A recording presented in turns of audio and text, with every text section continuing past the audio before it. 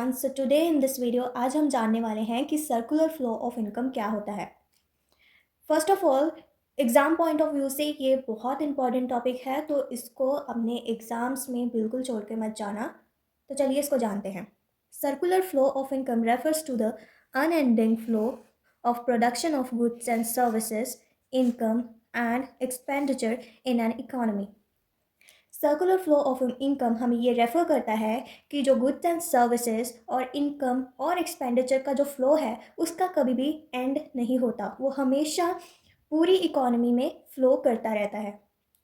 Income का flow, goods and services का flow उसका कभी भी डी एंड नहीं होता, वो हमेशा इकोनॉमी में फ़्लो करता रहता है, अनएंडिंग फ़्लो करता है। It circularly show the redistribution of income between production unit, firms and households. It can be better understood with this diagram. हम आगे डायग्राम के थ्रू इसको ज़्यादा अच्छे से समझने की कोशिश करते हैं।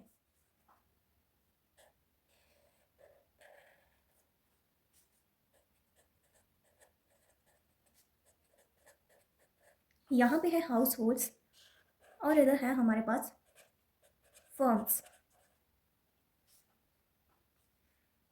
जो हाउस होल्ड है वो फर्म्स को फैक्टर सर्विसेज दे रहा है। फैक्टर सर्विसेज दे रहा है और जो फर्म है वो हाउस होल्ड को फैक्टर पेमेंट्स दे रहा है। फैक्टर पेमेंट्स, जो फर्म है वो हाउस होल्ड को गुड्स एंड सर्विसेज प्रोवाइड कर रही है। गुड्स एंड सर्विसेज, और जो हाउस होल्ड है वो फर्म्स को expenditure of goods and services दे रही है। Expenditure on goods and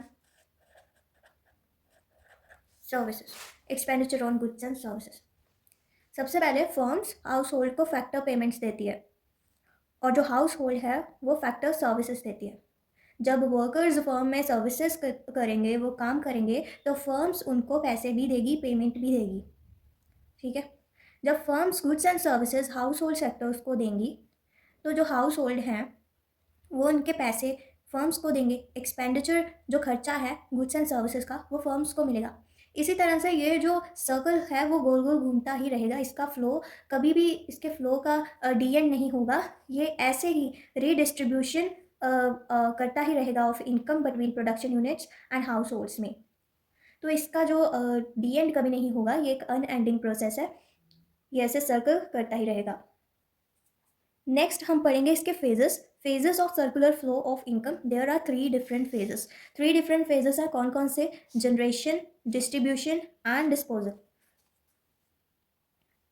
production phase का मतलब generation of income, income phase मतलब distribution of income. Production phase से जो वर्कर्स हैं, जब वो फैक्ट्री में काम करेंगे, गुड्स एंड सर्विसेज प्रोड्यूस करेंगे, तो उनको इनकम मिलेगी। उनको इनकम मिलेगी, तो जब उनको इनकम मिलेगी तो वो उसको खर्च तो करेंगे ही, उसका एक्सपेंडिचर करेंगे, गुड्स एंड सर्विसेज में खर्चेंगे।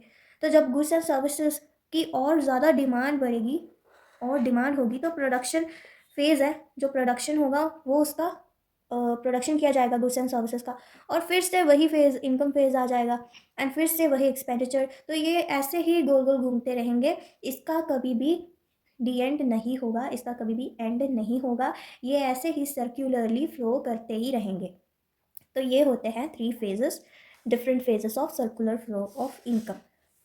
तो थोड़ा इनको और भी पढ़ते हैं। सबसे पहले generation phase. In this phase firm produce goods and services with the help of factor service. Generation phase में जो फर्म्स हैं वो गुड्स एंड सर्विसेज को प्रोड्यूस करती हैं with the help of factor services से। फैक्टर सर्विसेज की help से गुड्स एंड सर्विसेज को प्रोड्यूस किया जाता है।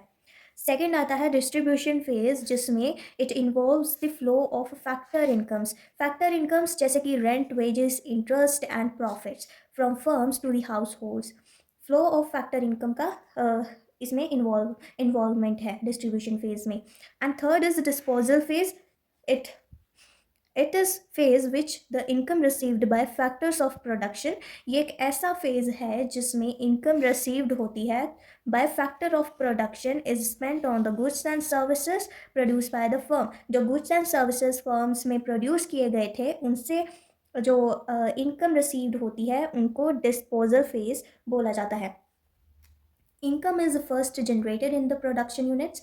तो सबसे पहले इनकम जनरेटेड की जाती है प्रोडक्शन यूनिट से, then distributed to household, then households में डिस्ट्रीब्यूट कर दी जाती है, and finally spent on goods and services produced by these units to make the circular flow complete its course. And finally जो goods and services जो है उनके ऊपर स्पेंड कर दी जाती है। तो इसी तरह से जो सर्कुलर फ्लो ऑफ इनकम है वो काम करता है। तो थैंक्स फॉर वॉचिंग, यही थी हमारी आज की वीडियो। ये जितने भी मैंने आपके साथ डायग्राम्स शेयर करे हैं, आपको अच्छे से इनको एग्ज़ाम में ऐसे ही प्रेजेंट करना है। ये वाली जो डायग्राम है बहुत इंपॉर्टेंट है, ये तो आपने ड्रॉ करके ही आनी है एग्ज़ाम में। जो आंसर का जो इम्प्रेशन होता है वो बहुत बढ़िया जाता है। एंड आई होप आपको ये आंसर समझ आया होगा। इफ़ एनी डाउट तो मुझे कमेंट सेक्शन में ज़रूर बताना। Thanks for watching.